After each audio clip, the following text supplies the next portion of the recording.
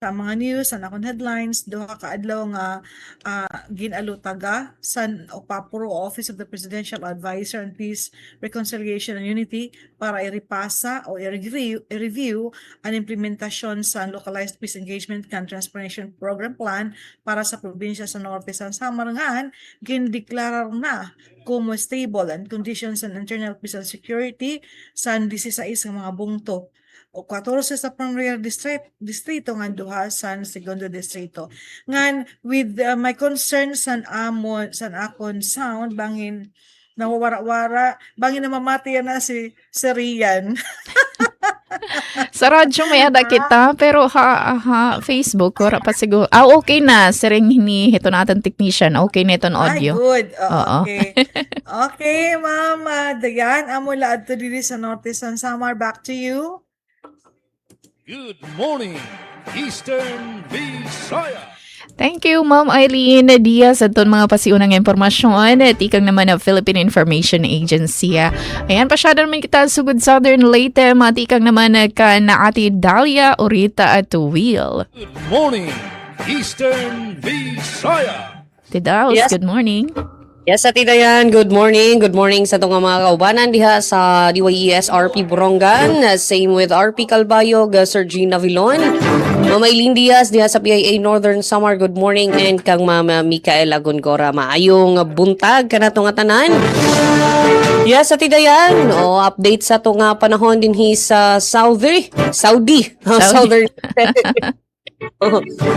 From Saudi, medyo nagpakita na sa hingpit si Haring Adlaw, pero doon na tayo mga panagdagom, no? In fact, kaganinang kadlawon, kusog-kusog yun nga pag-uwan ng ato nga nasinati. No? So, amping sa ato nga mga kaigsunan, especially that dangog ang ato nga mga kalsada. So, please make sure nga maghihinay sa inyong pagmaneho. Yes, sa atong update sa kini very trending kayo yung issue no kining kining update sa kuryente. Well, nahon sa nato ning scheduled power interruption na usab karong adlaw nga Sabado. Whole day na usab ni mga igala, alas 5 sa buntag kutob na sa alas 6 sa gabi. No, so expect nga grabe nga kainit. Kung kainit man gani, ato nga masinati karong Sabado diha sa Kanumay, Huangon, Malitbog. Paingon na sa Intiro, Sogod Bay, Panaon ng Pacific area. Gani apil pa ang Bagakay to Kikilo, Abuyog, Leyte. Karon ka ng Sabado, July 11, 2026. Ang hinungdan niini mo ang pagpahigayon og line hardware and pag-alili sa ato nga mga poste diha sa Nasawg, San Isidro 69 kV transmission lines. Yes, sa atong line pang nasairan, kalabot gihapon no, sa update sa atong kuryente. Estimated nga adunay taas gihapon no, nga presyo sa ato nga kuryente for the month of July. Gani for Soleco, from 16 pesos more or less ang increase no sa June, or well ang taripa sa June. Posible nga maghimo kini nga 19 pesos. So naiumento nga 3 ngadto sa 4 pesos no ang ato nga bayronon sa kuryente. That's why giawhag nato ang ato nga mga member consumer owners no sa pagtipid in tawon sa ato nga paggamit sa kuryente. Sa gihimo nga press conference kagahapong adlaw sa Freecore Region 8, gipasabot sa atong mga electric cooperatives nga pass on ang maong nahitabo nga kining increase. Matud pa kay gikan kini sa generation o sa supplier mismo no sa atong kuryente, especially that dire sa Visayas nagkanihit ang supply. Okay, sa atong nasairan, ang NGCP ana sa red or yellow alert. Buot pasabot nga nagkanipis na daw kining atong supply sa kuryente for Visayas region. No? So, tibuok electric cooperatives sa Visayas ang apektado no sa maong pag-increase. That's why dunay lakang karon ng atong mga electric cooperatives nga manawagan na sa atong Energy Regulation Commission o ERC sa pag buhat og mga lakang aron gyud masulbad no ang kining krisis ato nga kuryente. Sa atong line pang update, good news diay no sa ato nga mga kaigsunan kay Giaprubahan na sa Malacañang ang 2024 Performance-Based Bonus o PBB. No, very good news, good kini kaayo na to. No, sa tanang mga kawani sa gobyerno, including nini ang atong mga state universities and colleges, government-owned and controlled corporation, local water districts and LGUs, ngun man ang atong kongreso, ang atong judiciary ug constitutional commissions o Commission on Human Rights ug Office of the Ombudsman. Sa ato na lang paaboto ni ning maong mo credit sa ato nga payroll. Yes, sa ato nga nahipos nga balita para karon nga adlaw. Provincial Training Center Southern Leyte ug LGU Bontoc nga naglagda og kasabutan. Mga opisyal sa Southern Leyte misalmot sa consultation kabahin sa reforma sa local government code o mga artista nga basketballista muduwa sa San Ricardo karong Hulyo 21. As kana ang ilang tangan kaya sa ato nga pagbalik mga gala ato nagyong ihatod ang hingpit nga detalye sa mga balita. Para sa ngalan sa tunga station manager Sir Dindo Alaras, kini inyong alagad sa kanginan Dalia Abiara Oret, kaubanday nato sa Master Control Kyonwell Palugod. Mayong buntag, balikan nimo ati dayan. Good morning, Eastern Visayas. Daming salamat, Ate Dalia. Aton mga pasiunang impormasyon. Ato naman kita, DYDC FM. Matikang kan Ate Mikael Agonagora. Mamikay para aton mga pasiunang gihapon ng mga impormasyon. Good morning, Eastern Visayas. Yes, thank you so much and good morning. Maupay na aga Ma'am Dayan Camblon from Radio Pilipinas sa Borongan. Ingon man sa tong kauban po no diha sa Radio Pilipinas Kalbayog. Maupay na aga kang Sir Gina Vilon and kang Ma'am Eileen Diaz sa PIA Northern Samar. Yes, Ma'am, upay na aga.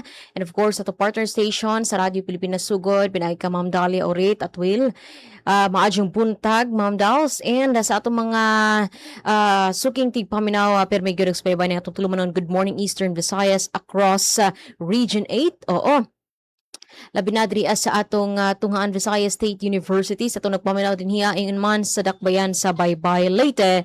Good morning, happy Wednesday mga higala. Sa ngalan sa station manager Dr. Cristina Gabrilio, Radio Engineer Sean Villa Gonzalo, kini si Micaela Gongora, ang inyong makauban karong Wednesday nga edisyon dinhi sa DYDC FM. Alas sa atong mga paso na impormasyon, maguna kita mga higala sa update sa atong panahon. Yes, atong himutangan diri sa Baybay City, labi na diri sa atong sa Vizca, no? Oo. So cloudy ang atong panahon karon mga higala. In fact, adunay pagtaligsik nga atong nasinati karon.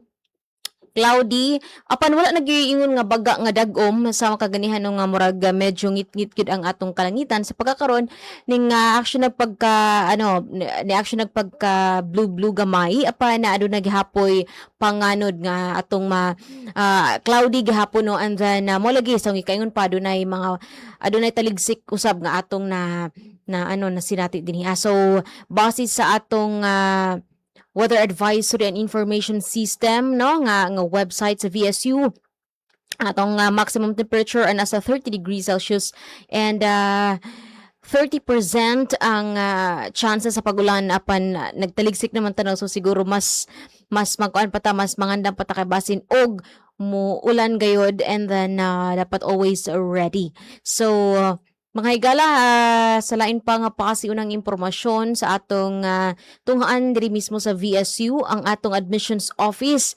nagpahibalo sa atong mga aspiring Viscans nga magpa-enroll, no? All incoming first-year students are required to wear face mask during the one-stop shop enrollment. So kinahanglan gayud kamo magsulod og face mask atol ni ining one-stop shop enrollment base sa mando no sa VSU admissions office para tumasiguro ang safe and healthy VSU community.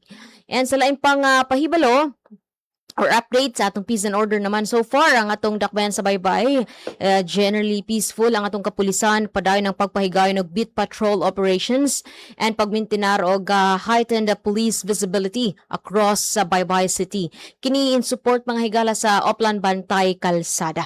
Og aron malikayan ang mga krimen ingon man pa-enhance or mapaligon pa ang public safety and security alang sa mga baybayanon. Okay, so sa atong supply sa tubig naman, so far wala abiso ang atong Baybay City Water District.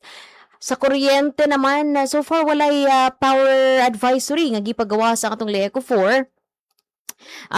Noon nahulat-hulat na lang tanong ko sa manggali ang official nga statement sa LECO 4 kabahin aning pagsaka sa pagsaka sa electricity bill or charges tungod kay bago lang na ang LECO 4 nag-attend sa Federation of Electric Cooperatives in Region 8 Regional Press Conference. I think this was held yesterday, mga higala.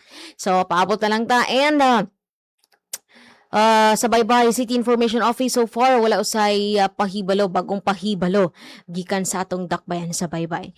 Og mga higala alang sa mga balita nga nakalap karong adlaw, VSU IHK gilugwayan ang registration alang sa First International Research Conference in Physical Education, Sports, Culture, and Arts Education. Third Grassroots Summer Dance Sport Workshop malampusong gipahigayon. Weather Advisories and Information System og Nutrition Month 2026 opisyal na ang gilunsad sa VSU. At ang dugang detalye ng mga balita sa second half nitong tulumanon. Good morning Eastern Visayas. Good morning, Eastern Visayas. Good morning, Eastern Visayas. Damang salamat, Ma'am Micaela Gonagora. Ito na mga pasiunang impormasyon. Ayan, saan kayo nagdaraoras 32 minutos na nakalabay, alas 8. Mga lari iluhan naman ay ikayhan na DYES. House Minority Leader Libana na apilar ha DOE nga ipatumanaan B5 Coco Biodiesel Blend para masag-o pa na presyohan koprangan mga parag-uma. Ordinansa nga nagahatag hiya na monetary allowance sa senior citizens, honorarium ha barangay senior citizen president sa syudadan Borongan, upudhan ginaprobaran ha na konseho. Ngan sobra 900 nga residente han duha nga gida barangay sa Hipapad, ginserbisyohan siya nga adlawan serbisyo caravan han gobyerno probinsyal han Eastern Samara. Ato na bantayan ang detalye ni pagbalik phase 2 ha atin taramdan. Good morning, Eastern Visayas. Good morning, Eastern Visayas. Ito ang Presidential Broadcast Service. Radyo Pilipinas. Radyo Publiko Ng bagong Pilipinas para sa bagong Pilipino. Naghahatid ng mahahalagang balita at impormasyon na guugnay ng pamahalaan sa sambayanan. Tulay sa himpapawid ng serbisyo publiko. Radyo Pilipinas. Radyo Publiko. Ang boses ng Pangulo. Sa Borongan, 657. Radyo Pilipinas. Radyo Publiko.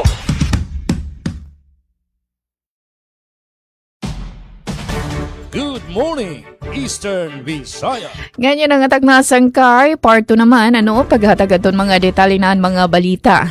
Good morning, adakan LJ Pahares. Didi naman pandayan. Didi ton may barangay alang-alang. Ngadakan da Kuya Alex Garfield, maupay nga aga.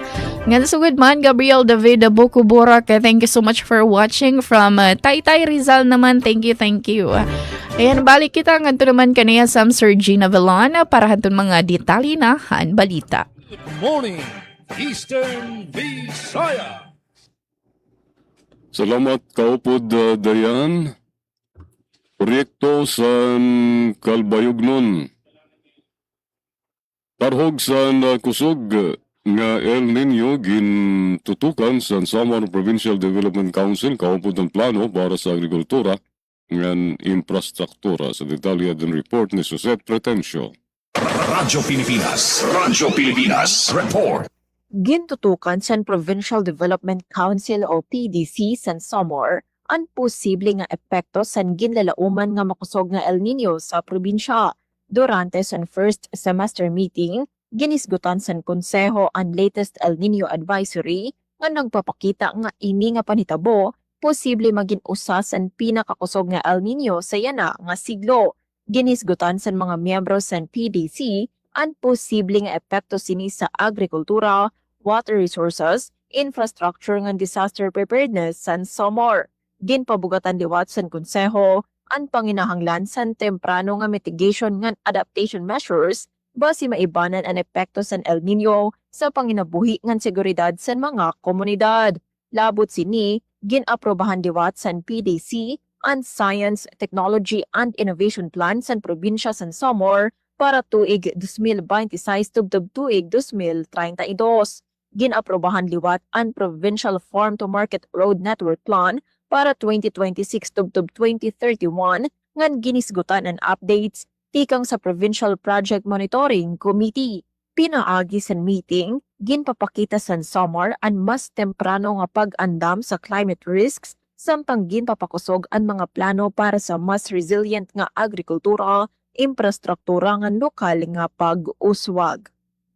Para sa Bagong Pilipinas, Suzette Pretencio, Radyo Pilipinas, Radyo Publiko, Kalbayog. Salamat Suset sa nimo report. Good morning, Eastern Visayas. Duha ka adlaw ang ginalutaga sa OPAPRO o Office of the Presidential Advisor on Peace, Reconciliation and Unity tikang kahapon tubtub yana para iripasa o i-review ang implementasyon sa mga program nga ada sa ilarom sa Transformation Program ng Localized Peace Engagement Plan para sa naglusad nga nagbalik nga mga rebelde. Sa unang adlaw ginbisita sa team ang Kauswagan Peace and Development Center, Kauswagan Village, ngan Darangpan Center sa probinsya. Ngan sa kulop ginpresentar ni PSWD Eugene Darish ini nga tulong nga estruktura ang operasyon yan kung paunanho ginpadalagan ang mga programa sa ilarom sa iklip ng LCIP para sa mga dati rebelde nga bobalik nga di sa hulag. Gintamtang liwat sa magkadurlaing ahensya ang ira ginpahatag pinanhatag nga mga asistensya, diri la pinansyal kundi pan kabuhian, labot pa sa transformasyon, san pag-aradman, ngan tama nga pag-ataman, san panlawas, ngan pamatasan. Nasugod si Ms. Eme Bonifacio, ano pa Pro Area Management Unit Head, nga ini nga duha kaadlaw nga katitirok o workshop, hindi ilayano nga katitirok, pero oportunidad liwat, sin pagkalingkod ngan pagharampang, ngan kitawon ang mga gintrabaho, ipadayaw ang mga mag-upay nga nahimo, ngan pag-istoryahan ang ayat para madeterminar ang mga intervention ang mga bulig nga ginkikinanglan para mas mapaupay pa ang kahimtang sa mga nagbalik, tikang san pagkarebelde, ngayon na ngaranan nga peace builders para san ira pamilya, san kabugusan nga komunidad. Dakuan pa salamat ni Governor Harris Umchuan sa OPAPRO nang sa nga tanan nga mga ahensya sa gobyerno dida asan panalinguha ang makabot ang ginuungar ang padayon nga pankamurayaw sugad niya importante ini nga transformation program kaini ang tulay nga nagdudugtong sa duha nga magkaiba nga panig para sa sayo nga panuyo ang malinaw may nuswagon ngan libre nga komunidad. Dugang pan 803rd Brigade Commander Carmelito Pangatungan nga dihan sa norte San Samar ira na pamatud-an ang kamanilampusan sa programa tungod sa ginbugos nga pagkomiter dida sa whole of nation approach sa tag-sa-tag sang ahensya, lokal, national, PNP, AFP, CSO nga padayon nga nagkapapakusog sa inisyatibo pankamurayaw nga nagtatalinguha nga mapuypoy at inhaserhin siya dihan nga dapit.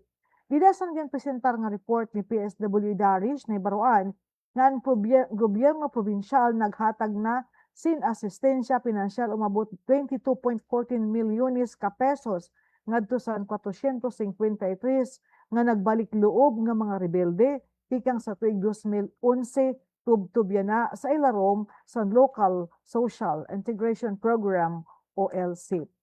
Back to you, Ma'am Dayan. Good morning, Eastern Visayas. Sa atong update din sa Southern Leyte, mga opisyal sa lalawigan misalmot sa consultation kabahin sa reforma sa Local Government Code. Para sa report niya si Sir Javic Capiz. Radyo Pilipinas Report. Yes, Sir Javic.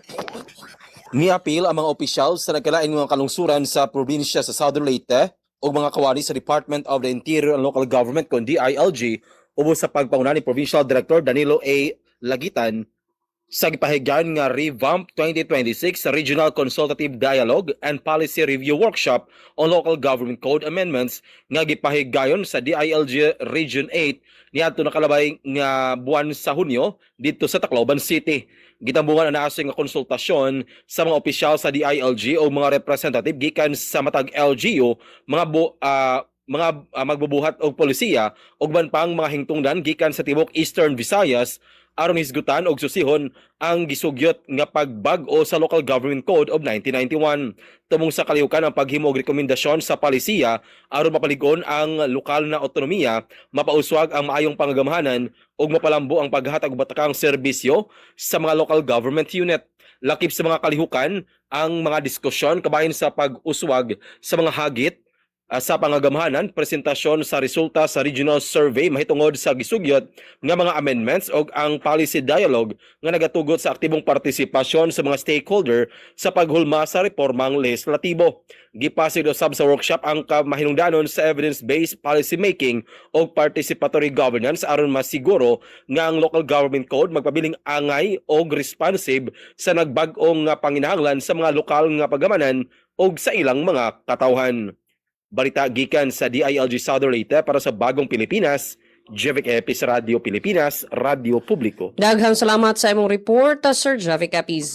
Good morning, Eastern Visayas. BSU-IHK gilugwayan ang rehistrasyon alang sa First International Research Conference in Physical Education, Sports, Culture, and Arts Education. Ang detalye sa report ni Erica Pilaande, student intern.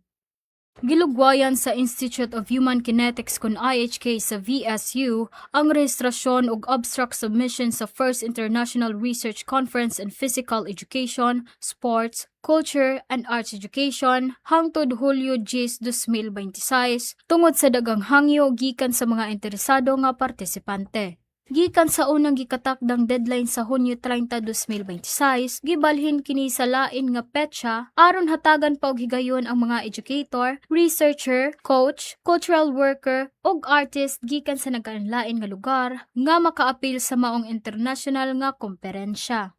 Ang maong aktibidad giorganisar sa IHK ubos sa temang Advancing Research and Teaching Practice in Physical Education, Sports, Culture, and Arts Education. Tumong niini ang pagpaambit sa bag-ong panuki-duki, mga inobasyon, ug epektibong pamaagi sa pagtudlo sa naasoy nga field of education. Ipahigayon ang maong kalihukan karong Hulyo 29 hangtod 30 ning kasamtangang tuig sa Visayas State University sa Baybay City, Leyte nga adunay in-person ug online nga paagi sa partisipasyon. Giawhag ang mga interesado nga magsumite sa ilang abstract ug kumplituhon ang rehistrasyon hangtod sa gikatakdang bag-ong deadline nga Hulyo 10, 2026. Gikan sa VSU DYDC-FM, Erica Pilande, student intern. Good morning, Eastern Visayas. Daghang Good salamat, morning, Erica Pilande. Eastern. Gana para naman na siya nga sumata na hikay hadton DYES. House Minority Leader Lee Banan na apilar ha Department of Energy nga ipatuman na B5 Coco Biodiesel Blend para masagop ang presyohan ko prangan mga parag-uma. Ang detalye matikan kanati Daisy Lalosa Belizar. Radyo Pilipinas Report. Ni House Minority Leader of 4-piece Party List Representative Marcelino Nonoy Libanan ang Department of Energy pati na ang National Biofuels Board nga formal na nga igpatuman and 5% kon B5 nga sagal nga lubiha biodiesel han nasod. Iniinsumalahan pahayag ni Libanan katapos ang opisyal nga pag-endorso han Department of Agriculture para madagmit nga pagpatuman han nasabi nga mandato ha biodiesel. Sigon kan Libanan dakan mahibubulig hini nga pitad agud mapahitasan ang lokal nga demand ngan presyohan kopra makahimo hinduga nga mga trabaho ngan makaiban ha pagsarig han nasod ha imported nga krudo. Katapos ang pagsuspendera ang Department of Energy hato nakatalaan unta nga pag-implementaran 4% kon B4 ngan 5% kon B5 cocoa biodiesel blends didan July 2025 tungod hen kabaraka inflation ngan presyohan krudo gindig-unan han magbabalaod nga naging perdisyon ini para han ekonomiyahan parag uma. Hailarom han ginkukonsiderar nga B5 blend ang biodiesel tikang halubi nga cocoa methyl ester in magiging 5% han kada litro han krudo nga igbabaligya ha merkado. Iniinsubay na gihapon han igintatalaan han Biofuels Act of 2007. Kasumpay hini na nawagan liwat Libanan na Department of Energy nga kumplituhon na aton mga technical nga supply assessment agud diri na maglangan ang implementasyon para sa sektoran agrikultura. Subay handato sa Philippine Coconut Authority kon PCA maabot hin 3.5 milyon nga rehistrado nga parag-uma ang nagtratrabaho ha 3.6 milyon ka hektarya hin kalubian ha Pilipinas. Ginbabana-bana nga 25 milyones na Pilipino ang nakadepende ha industriyan lubi kundi sobra ha 60% ha ira ang nabubuhi lagi hapon ha ilarom han poverty line. Para habagong Pilipinas, Daisy Lalosa Bilizar, Radyo Pilipinas, Radyo Publiko, Borongan. Good morning, Eastern Visayas. Kalbayog nagandam san posibleng nga epekto san bagyong Inday sa detalyadan report ni Charmaine Perito Balbas. Radyo Pilipinas. Radyo Pilipinas. Report. Ginpahugot na san gobyerno lokal san Kalbayog ang pag-andam san posible nga epekto san Super Typhoon Bavin nga papangaranan Inday sa oras nga makasulod sa Philippine Area of Responsibility. Como parte san pagpangandam, nagtikang na mangutod san mga sangasan puno ang General Services Office para malikyan ang posible nga epekto san insidente nga durot san makusog nga hangin. Nagmeeting na luwat ang CDRRM Council para siguraduhon nga nakaandam ang nga tanan nga ahensya. Ginandam na luwat ang mga sarakyan, kagamitan, food packs, evacuation centers, medical response, supplies sa tubig ngan kuryente. Samtang andam liwat umalalay ang militar, kapulisan, BFP ug Philippine Coast Guard. Base sa pag-asa, biskan hamubo ang tsansa nga mag-landfall ang bagyo, diri gintatanggal ang posibilidad nga maka-eksperyensya sa makusog nga hangin ug pag-uran ang pipira nga parte sa Visayas. Tungod sini, nananawagan ang lokal nga gobyerno sa publiko nga magpabilin nga alerto ug sumunod sa mga abiso sa mga awtoridad. Para sa Bagong Pilipinas, Charmaine Perito Balbas, Radyo Pilipinas, Radyo Publiko, Kalbayog. Salamat Charm sa nimo report. Good morning, Eastern Visayas. Gindeklarar na como stable ang kondisyon sa internal peace and security ang mga bungto nga sakop sa Premier Distrito sa probinsya nganduha nga bungto sa segundo distrito didas ang ginbuhat nga seremonyas nga ginhimo sa tong Biyernes nga adlaw sa Ibabahol Provincial Capitol. Sulod sa programa sa seremonyas mao ang pagpirma sa Memorandum of Understanding and Peace of Commitment nga Pledge of Commitment nga ipapadayon ang paningkamot sa mga nadadabihan labi na ang mga lokal nga panggobyernohan masustener ang kamurayawan hinaagisen padayon nga pag-implementar sa mga programa ngan proyekto, pagpromoter sa maopen nga pangobyernohan, pagpauswag sa komunidad, ngan tumindog kontra sa tarog sa insurhensya. Dila sa programa nagpahayag sa suporta si Miss Imelda Bonifacio sa buhatan, San Opapro, Mayor Mayan Abalon como presidente sa League of Municipalities Northern Samar Chapter, Geraldine Makilabit sa DILG, Major General Peter Borgonio, Commander sa 8th Infantry Division, ngan Police Colonel George Boyacao Jr. sa Philippine National Police. Nagpaabot liwat sin mensahe suporta si Congressman Edwin Ongchuan sa Segundo Distrito sa probinsya. Nagpahamtang naman ang gobernador sa probinsya Harris Christopher Ongchuan sin hugot nga pagsasalamat sa nga tanan nga nagburublig, nagbuwis sin kinabuhi, ngan kasugbong sa gobyerno sa maiya nga pakigbisog para makabot ang ungod nga kamurayaw. Nasugad siya nga ini nga whole of nation approach indako ang kadaugan para sa probinsya sa Norte San Samar. Kaapisan 14 nga bungto sa Premier Distrito, mao ang Catarman, Lupi de Vega, Mondragon, Bobon, San Jose Rosario, Lavizares, Allen, San Isidro Victoria, San Vicente ngan San Antonio, Kapol ngan diri ngan bungto San Lao ngan San Roque sa Segundo Distrito San Probinsya. Back to you, Ma'am Dayan. Good morning, Eastern Visayas. Samtang Provincial Training Center Southern Leyte ug LGU Bontok milagda og kasabutan.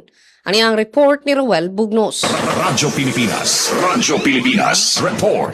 Ipaligon pa sa Provincial Training Center Southern Leyte ug sa lokal nga kagamhanan sa Bontok ang ilang panagtambayayong human formal nga gilagdaan ang bag-o nga Memorandum of Agreement kon MOA kanatong Hulyo 6 tuig 2026. Ang maong pirmahanay gipanguluhan ni Center Administrator Ryan Lacdao alang sa PTC Southern Leyte ug ni Municipal Mayor Noel Alinsub alang sa lungsod sa Buntok.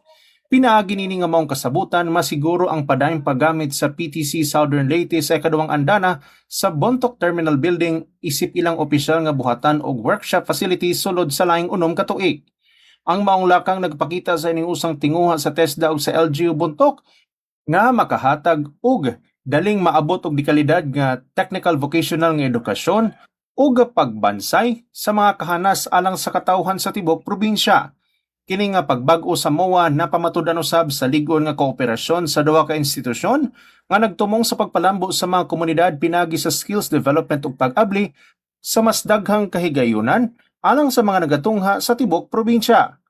Balita gikan sa PTC Southern Leyte ug sa lungsod sa Buntok para sa Bagong Pilipinas. Roel Bugnos, Radyo Pilipinas sa Radyo Publiko. Yes, daghang salamat sa imong report, Sir Roel Bugnos. Good morning, Eastern Visayas. Samtang third grassroots summer dance sport workshop malampusong gipahigayon ani ang detalles report ni Eugene Bantilan, student intern. Malampusong gipahigayon sa dance sport team of Baybay City kun DTBC ang kulminasyon sa third grassroots summer dance sport workshop pinaagi sa DTBC year ranking competition diin gipakita sa mga dancers ang talagsaong pag-uswag sa ilang talento ug kahanas sa dance sport. Ang mga partisipante sa maong workshop naglangkob sa mga miyembro sa DTBC Warriors, mga coach, ginikanan ug mga supporter. Gisaulog ang kulminasyon sa workshop pinaagi sa DTBC Mid-Year Ranking Competition, diin gipasundayag sa mga dancers ang ilang mga natun-an ug kahanas. Gihimo ang maong kalihukan aron mapalambo ang talento sa mga batan-ong dancers, mahatagan sila og higayon nga maipakita ang ilang mga natun-an ug maandam sila alang sa umaabot nga mga kompetisyon. Angayang masayran nga ang mga miyembro sa DTBC Warriors nakadawat og mga sertipiko o medalya isip pag-ila sa ilang dedikasyon, pagpaningkamot ug kalampusan sa pagbansay. Kini nga mga pasidungog, nagpakita silang determinasyon ug maayong pasundayag samtang nagsilbi usab nga inspirasyon sa ubang miyembro aron magpadayon sa ilang paningkamot ug makabot ang susamang kalampusan. Gikan sa DYDC-FM, Eugene May Bantilan, student intern. Good morning, Eastern Visayas. Daghang salamat Eugene Bantilan. Good morning, Eastern Visayas. Samtang sobra 900 sa residentehan duhang gida barangay sa Ipapad, ginserbisyohanan siya nga adlawan serbisyo caravan han gobyerno probinsyal han Eastern Samar. Adetali matikang kanatipen pumida. Radyo Pilipinas report. 900 nga residente tikang haduha nga geographically isolated and disadvantaged areas kunchida habungtuhan hipapad ang nagkakarawathin magkalain-lain nga serbisyo han gobyerno hasyahan nga adlaw han duha ka adlaw nga serbisyo caravan nga ginpangunahan ni Governor Ralph Vincent R.V. Iverdoni han gobyerno probinsyal han Eastern Samar Hulyo 7. Gintagan ni libre nga medical consultation, dental services, Office of the Provincial Veterinarian OPV Veterinary Services, PhilHealth Yakap Registration, mga programahan TESDA, serbisyo agrikultura pinaagihan OPAS, serbisyo han DICT nga iba pa nga programa, tika nga magkaiba-iba nga ahensyan gobyerno ang mga residente han barangay magsaysay ngan barangay Agsaman. Inupod liwat sa serbisyo caravan, hira Provincial Administrator Nelson Cortez, Board Member Attorney PJ Iverdoni, PCL President ngan Board Member Irvin Formida, mga department heads sa gobyerno probinsyal, mga representante han mga nasyonal nga ahensyan gobyerno ngan iba pa nga stakeholders nga naghatagin magkaiba-iba nga serbisyo ngadto ha mga residente. Sumalahan datos san mga barangay, ang barangay Magsaysay may 390 nga population, samtang ang barangay Agsaman 578 o kabugusan nga 968 nga benepisyaryo nga nagkakarawatan mga serbisyo nga diri na kinahanglan bumiyahe ngadto ha poblasyon. sitwasyon. Ang barangay Magsaysay usa nga jida nga maaabotla katapos sobra sa ka oras nga pagbaktas tika ka poblasyon han hipapad ngan kinahanglan pa tumabok 5 nga bahinhan salog antes makaabot sa barangay.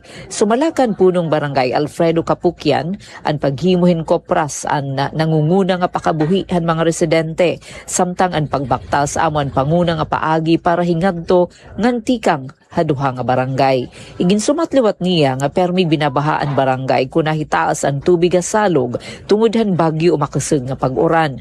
Laki panira mga prioridad nga panginginahanglan ang farm to market road nga magagamit pagdarahan ira mga produkto ngan magpapadali ang transportasyon ngan covered court nga magagamit para may katitirokan komunidad mga aktibidad han kabatan-unan ngan evacuation center kung may kalamidad. Haiya mensahe igin patapod ni Governor Ivardoni ang road opening tikang habarangay mabuhay ngadto habarangay Magsaysay ngan barangay Agsaman pati nan pagtukod covered court habarangay Magsaysay. Ginsaring liwat niya nga mabulig hira Congressman Shin Gonzales, House Minority Leader Marcelino Libanan ngan 4-piece party list hapagpakongkreto han kalsada. Nagpasalamat naman ang alkalde han hipapad nga Mayor Benjamin Ver ha gobyerno probinsyal han Eastern Samar tungod han pagdarahan serbisyo caravan nganhan padayon nga implementasyon han mga proyekto nga makakabulig ha mga kabaranggayan. Padayon nga gindadarahan gobyerno probinsyal han Eastern Samar ang panguna nga mga serbisyo ngadto ha mga komunidad nga hirayo ngan makuri maabot agud masiguro nga waray mahibabayaan ha paghatag han serbisyo publiko. Para ha bagong Pilipinas, Penelope Pumida, Radyo Pilipinas, Radyo Publiko, Borongan. Good morning, Eastern Visayas! Pagkatapusan namon nga balita sa Kalbayog, San Jorge LGU frontliners ginpakusog ang kapasidad pagresponde sa detalye diyan report ni Jmar Sumino. Radyo Pilipinas Report. Ginpakusog ang kapasidad sa mga frontliners ang LGU San Jorge pinaagi sa pagkandak basic life support ng first aid training nga ginbuhat sa Buenaventura Suite sa Calbayog City, June 29 ngada July 3, 2026. Ang nasabi nga training ginatindiran sa mga representante tikang sa Emergency Response Team or ERT, DepEd Schools Disaster Risk Reduction and Management Office or SDRRMO, ng Rural Health Unit or RHU sa munisipyo. Dida san 5 kaadlaw nga training gitutuan ang mga partisipante san sakto ng praktikal ng aram bahin sa basic life support, standard first aid, emergency response ngan kung paanano pag-alakapa sa pasyente. Pinaagi sa paghatag sa lectures, mga demonstration, ng hands-on exercises, mas lumambo ang kakayanan sa mga partisipante na magresponde sa oras sa emergency situations, samtang naguhulat sa advanced medical intervention. Ini nga inisyatiba nagpapakita sa waray paltos nga pagsuporta sa lokal nga pamunuan sa San Jorge sa pagtindog sa mas may kapas abtik ng andam sa sakuna nga katawhan, pagsiguro nga ini nga mga tawo well-trained nga preparado pagproteher sa kinabuhi sa mga San Jorgehanon. Para sa Bagong Pilipinas, J.M. Sumino, Radyo Pilipinas, Radyo Publiko, Calbayog. Salamat Jmar sa nimo report nga hindi na natutubtob maun participation sa DYOG Radio Pilipinas Calbayog sa Good Morning Eastern Visayas Wednesday edition. Sa ngaran sa nakapod ko sa control si Ray Sano nga namon mga maghusay, maggwapo, murag artista ba? Among OGT, tigang sa NWSSU, ini yan iyo surugon sa kangin ng Jean Navilon. Nagbabasalamat sa inyong pamati, maupay nga aga sa iyong tanan. Good morning, Eastern Visayas! Ngan tubtog na la kami didi sa akon pananilit sa ngaran gihapon sa amon regional head Rian Arinto kini sa Island Luzon, Diaz and Philippine Information Agency Northern Samar. Nagpapasalamat. Good morning, Eastern Visayas. Good morning, Eastern Visayas! Yes, same here dinhi sa Southern Leyte. Salamat sa inyong pag-uban ka nato ug manamilit na kami 2 minutos sa dili pa magalas 9 sa buntag. Sa ngalan sa atong station manager Sir Dindo Alaras, kini ninyong alagad sa kanginan Dalia Abiara urit. Daghang salamat sab sa atong mga nagkontribuyer sa balita Sir Jevic Epiz ug Sir Ruel Bugnos, and sa atong kauban sa Master Control atong technician on the go Kuya Noel Palugod. Maayong buntag, good morning Eastern Visayas. Good morning, Eastern Visayas. Sa katapusan ng balita gikan sa DYDC FM, Weather Advisories and Information System of Nutrition Month 2026 opisyal na ang gilunsad sa VSU. Ano ang detalye sa report ni Chelsea Pong. Resilience and Management Office kung DRMO ang bagong Weather Advisories Information System kung WISE niadtong Hulyo 6 ni kasamtangang tuig sa RDE Hall sa Visayas State University. Matud ni Disaster Resilience and Management Director Mr. Charlindo Estorion, ang Project WISE usa ka automated weather information platform nga gihimo alang sa VSU. Tumong niini ang pagpalambo sa situational awareness sa universidad, pinaagi sa pagproseso sa raw meteorological data ngadto sa mapuslanon ug makahuluganon nga impormasyon. Gipadayag usab ni Direktor Torion ang maong inisyatiba dili lang usa ka simple nga weather dashboard kundi mao kini ang unang hugna sa usa ka lokal nga decision support system kun DSS aron mas mapalig-on ang universidad batok sa mga kalapidad. Sa laing bahin nahisgutan usab sa maong panagtigom ang pagsugod sa Nutrition Month 2026 nga gipisayugdahan ni Science Research Specialist Ms. Letty Jean C. Lore. Ang maong selebrasyon nagdala sa temang sa PPAN, sama-sama sa nutrisyong sapat para sa lahat, nutrisyon at kalikasan ating pangalagaan. Pinaagi niini gipamatud-an sa VSU ang padayon nga paningkamot sa pagpalig-on sa nutrisyon ug pagatiman sa kahimsog ug kaayuhan sa mga empleyado ug ingon man sa aktibong partisipasyon sa pagpanalipod sa kalikupan, pinaagi sa mga inisyatiba sa climate action. Gikan sa DYDC-FM, Chelsea Bongo, Student Intern. Good morning, Eastern Visayas. Daghang salamat Chelsea Bungo og dinhi na usab natapos ang partisipasyon sa DYDC FM sa ngalan sa station manager Dr. Cristina Gabrilio, kini si Micaela Gongora, alang niya tutulumanon. Good morning Eastern Visayas. Good morning, Eastern Visayas. Nga na mga salamat ato natin mga nakabakyang yan ang takna. Thank you SM Sir Gina Velon, Ma'am Eileen, Ma'am Dalia, and Ma'am Micaela. Sugad man, itikang DYS production team, Ate Pen, Ate Sok, and Ate Daisy. Hangaran ito bagus nga person na DYS among station manager Ate Ruth Abunda, Chief Texter Joy Policarpio, Aman Admin Sir Buboy nga nanakad mga partners, DD Master Control, Engineers Mark, and Alquin. Ate din kamplon na ito ni iyo naging host para hininga ato ni edisyon yan ang takna. Sunod nga hausang kay din hila ato na taramdan. Good morning, Eastern Visayas. Good morning, Eastern Visayas. Ito ang Presidential